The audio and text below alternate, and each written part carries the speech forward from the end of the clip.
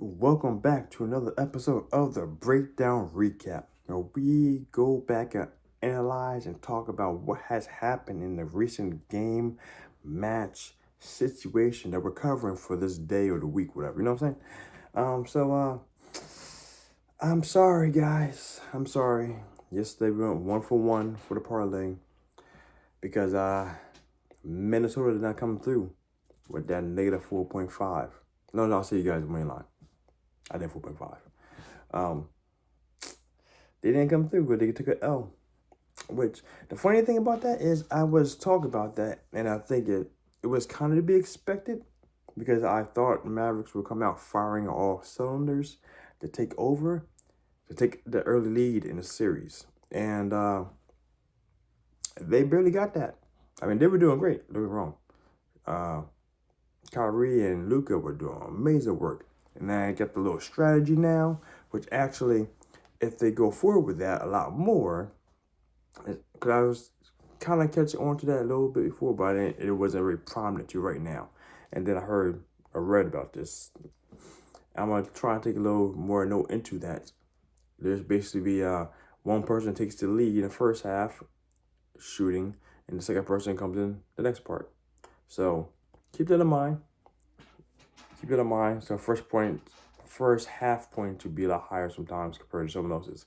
In this series right now, at least right now, Kyrie did it first, and Luka did it second. That's why Luka brought up the rear, and Kyrie was at what, 28 points, something like that. And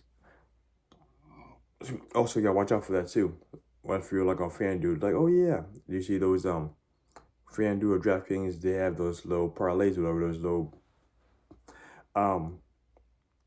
bets. They're like, oh yeah, look, my man's about to get 35 points.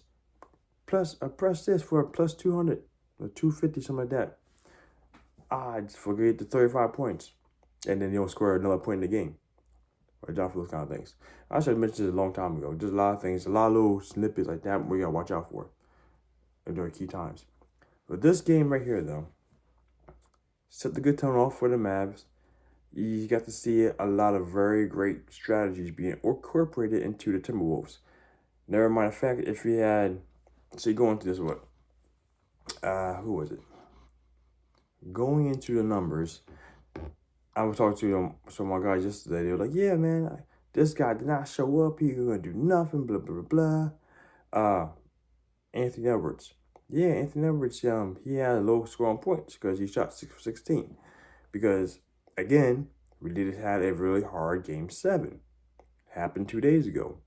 The 2-day recovery time was not quite enough to compensate. Whereas, like right now, this is where whole Minnesota Timberwolves team is coming off a 7-game hard-fought series. And then we have the Mavericks, who just came off a 6-game series. 6-game, 5-game. I literally forget because OKC let me down. Hard body. I think 6-game series. Either way, though, they had at least 2 days off. Recovery time in between, which made a real difference in recovery. They became a lot fresher. So, I mean, that aside, the strategy they ran was actually really good, which is one thing you have to keep in mind for next time. And you have to watch out for the adjustments going to happen here soon. Very important to make note for these adjustments. Like I said, Kyrie and Luka both did their thing. Got some points, you know what I'm saying? If you notice, they kept dishing off to PJ Washington. Washington wasn't really hitting things. You know, he went 4 for 10 for the night, hit 2 out of 8 3-pointers.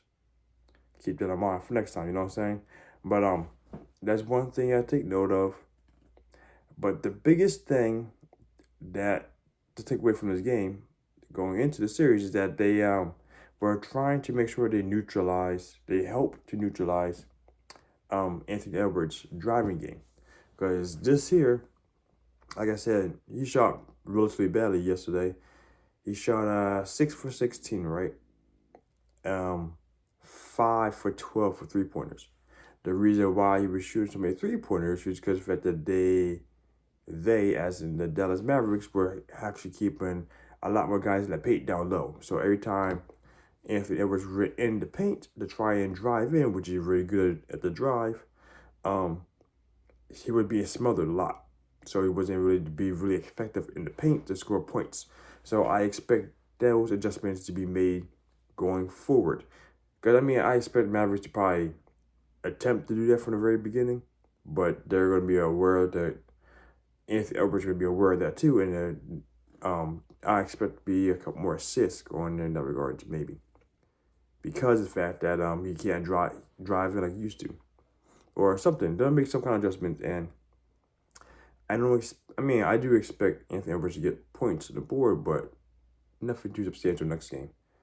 They're gonna make some adjustments and then really take advantage of that in the third game when adjustments start being readjusted to. Jaden McDaniel was popped off. 9 for 15, 6 for 9 or 3-pointers. So that was phenomenal. He was the only one on the team that actually really showed out. But this game could have went either way because it was literally down to the wire.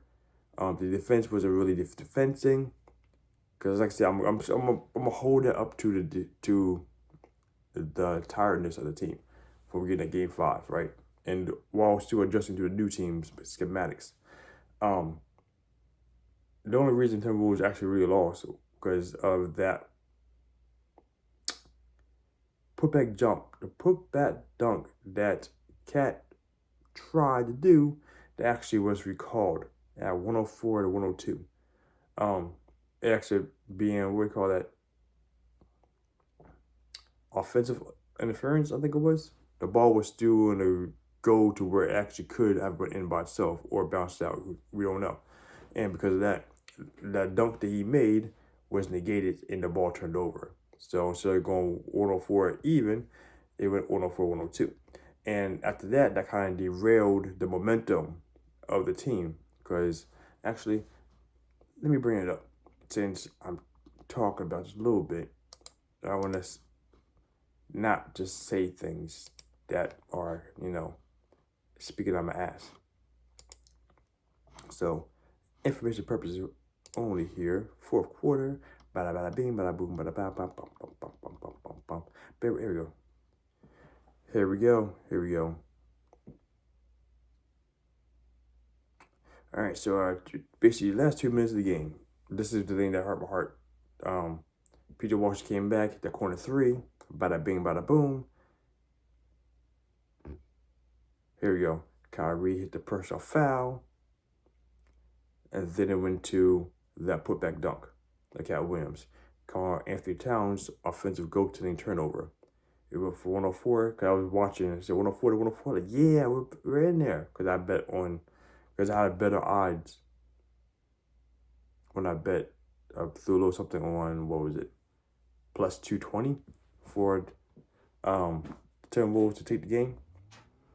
So, yeah, that's pretty good. And it's like, oh, we're even now. Yeah, not a problem. And then I look back like 30 seconds later. So, what happened? What points? We were even. And then had the ball turn over. Like, what? That right there. So, all that being said, the 104, 102, then there was a traveling pass, or the traveling by the Mavs. And then, actually, they didn't do anything, really. There's a whole bunch of ball holding. Traveling with the Mavs, and then the bad pass by Mike Conley, and then a timeout, and then Luka made a shot a minute later. And then my boy Cat missed a 3-pointer, and that was basically a bunch of defensive stuff. Pass back. Yeah, that's kind of happened. But yeah, like I said, that was the biggest differentiator there. Let's go down the numbers real quick, just because fucking why not? We're here. And finish the recap. This, like I said, going into the next game, you want this information to know what to potentially adjust for. Field goals, 43. What's that? No big outliers. Oh my goodness. So 3-pointers. Dallas was 6 for 25. So they missed a whole bunch of those. But Minnesota was 18 for 49. So they were doing a whole hell of a lot more threes. But it's the only thing he really kept them in the game. Because of that. The free throw, 16 for 17. 11 for 18. Nothing big there. Rebounds went to the Mavs, which is conveniently hilarious. 48-40. Assists, steals, no biggie, 5-8. Blocks, 8-3. More blocks by Mavericks. Turnovers, 13-10, no biggie. Point off turnovers, just 9-14. Nothing big there. Points to the paint, though. That was the biggest one. Like I said, that was the biggest differential here, was 62 points to the paint from Mavericks, which is more than half of their total points, and 38 by Minnesota. So that's 24-point difference? 24-point difference in the paint. So going into next game, that's going to be a huge differentiator in regards to stopping them coming in the paint somehow, some way. I'm pretty sure that's going to be one of the big adjustments there. The big adjustment there defensively for the Timberwolves to actually stop the Mavs from coming to the paint so much and keep things on, and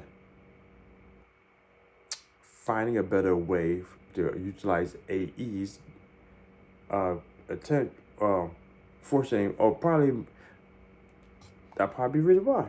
They're probably doing right there why they have so many 3-pointers attempted or shot, because the fact that AE would come in, dish out, because he had 8 assists for that happening.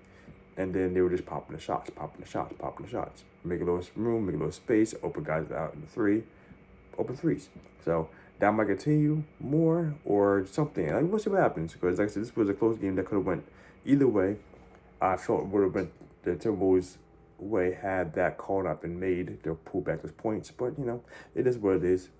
We don't live in the past. We look at the past, we move forward, make better bets, make better decisions, and get ready to make this money. You know what I'm saying? So, all that being said, let's look forward to the game 2 when it comes up in 2 days here. Make a wish. Out.